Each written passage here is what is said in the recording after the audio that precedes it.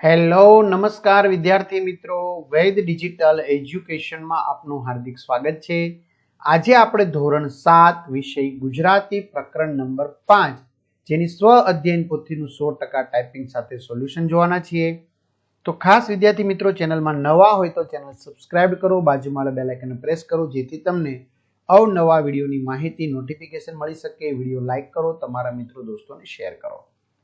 તો પાંચમું ચેપ્ટર છે તમે સાપથી ડરો છો કે? પહેલો પ્રશ્ન, કૌંસમાં આપેલા શબ્દોમાંથી યોગ્ય વિકલ્પ પસંદ કરી ખાલી જગ્યા પૂરો। પેલું, નળ દમયંતીની વાર્તામાં કર્કોટક સાપની વાત આવે છે। પરીક્ષિત રાજાને તક્ષક નામનો સાપ કરડ્યો હતો। અજગર સાપ સૌથી વધારે લાંબો અને વજનમાં સૌથી વધારે છે। સાપના ઝેર ઉતારવા માટેના ઇન્જેક્શન મુંબઈમાં હાપકિન ઇન્સ્ટિટ્યૂટમાં તૈયાર થાય છે। નોળિયો સાપનો દુશ્મન છે। વિદ્યાર્થી મિત્રો, તમારે ધોરણ 7ના તમામ વિષયના વિડીયો લેક્ચર જોતા હોય બરાબર, તો તમામ વિષયના વિડીયો લેક્ચર તમને મળી જશે, અથવા તો આગળના પાઠ જે કંઈ જોતા હોય, ગણિત, વિજ્ઞાન બરાબર, બધું તમને મળી જશે। ક્યાંથી મળશે? વૈદ ડિજિટલ એજ્યુકેશન નામની એપ્લિકેશન માંથી તમને બધું જ મળશે। 3 થી 12 ધોરણના તમામ વિષયના વિડીયો લેક્ચર, સ્વાધ્યાય અભ્યાસ, પરીક્ષા માટે ઉપયોગી પેપરો, જુદા જુદા જિલ્લા પ્રમાણેના પેપરો, સોલ્યુશન સાથે સ્વઅધ્યયન પોથી, તો બધું ગૂગલ પ્લે સ્ટોર કે જ્યાંથી તમે ગેમ ડાઉનલોડ કરો છો તો ત્યાં જઈને વૈદ ડિજિટલ એજ્યુકેશન નામની એપ્લિકેશન ડાઉનલોડ કરો। ઓપન કરશો એટલે પેજ ખુલેમાં તમારા પોતાના મોબાઈલ નંબર નાખવો, સેન્ડ ઓટીપી કરો। જો ન ખ્યાલ આવે તો ભણેલ ગણેલ વ્યક્તિની મદદ લઈ શકો।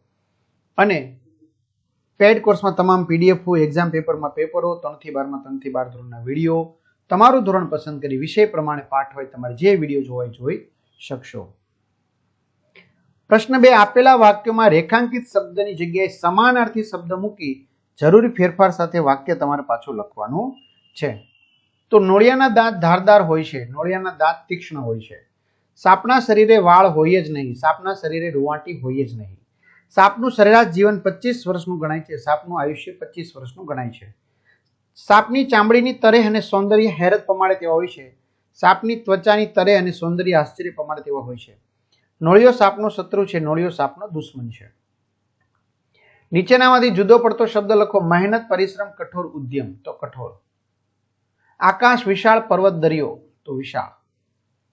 સુંદર, રૂપાળું, રમણીય, મહાન, મહાન। ચીકુ, મોસંબી, ટામેટો, નારંગી, તો ચીકુ। બાકી બધા ખાટા છે એટલા માટે, જો આમ બે ટમેટું બી લઈ શકાય, બાકી બધા ફળો છે બરાબર, એમ બી ચાલશે। વેદના, પીડા, દુઃખ, ક્રોધ, ક્રોધ। આપેલા વાક્ય કોણ બોલે છે તે પાઠના આધારે લખો। મેં તમને પરીક્ષિત રાજાની વાત કહી હતી, એ યાદ છે ને? ભાભી।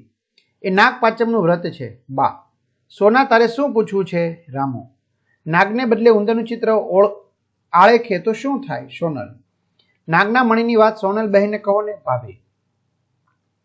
પ્રશ્ન 5, રેખાંકિત શબ્દ જવાબ તરીકે મળે તે રીતે 4 પ્રશ્ન બનાવો। સોનલના, નળ દમયંતીની, કર્કોટક સાપની। કોણ નળ દમયંતીની વાર્તા કહેતું હતું? સોનલ બહેન કોની વાર્તા કહેતા હતા?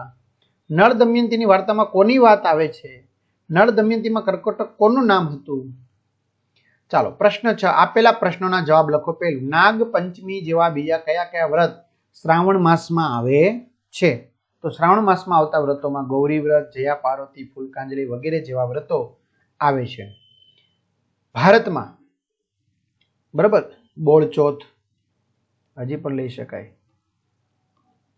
શીતળા સાતમ,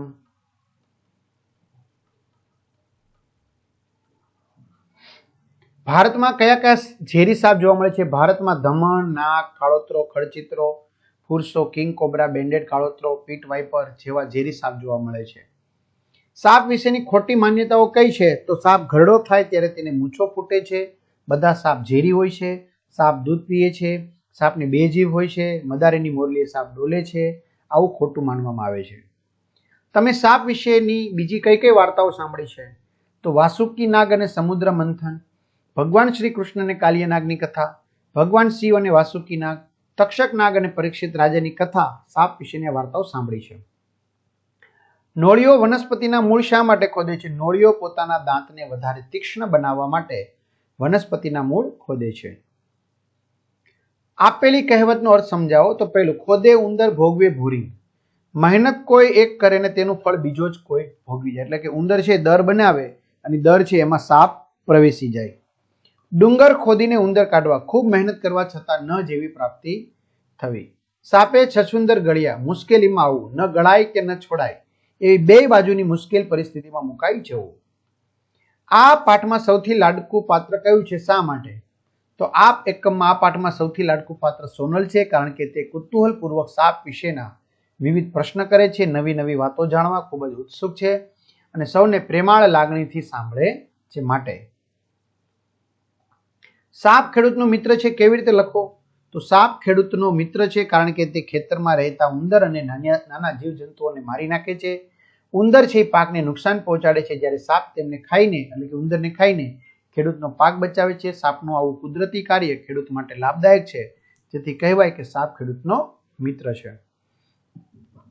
તો વિદ્યાર્થી મિત્રો, આ સાથે અહીંયા સોલ્યુશન અહીંયા પૂર્ણ થાય છે. તમારા મિત્રો દોસ્તોને જાણ કરો. ચેનલમાં ન હોય તો ચેનલ સબસ્ક્રાઇબ કરો, બરાબર. વિડીયો લાઇક કરો અને તમને કંઈ પણ ક્વેરી હોય તો ચોક્કસથી કમેન્ટ કરો, બરાબર.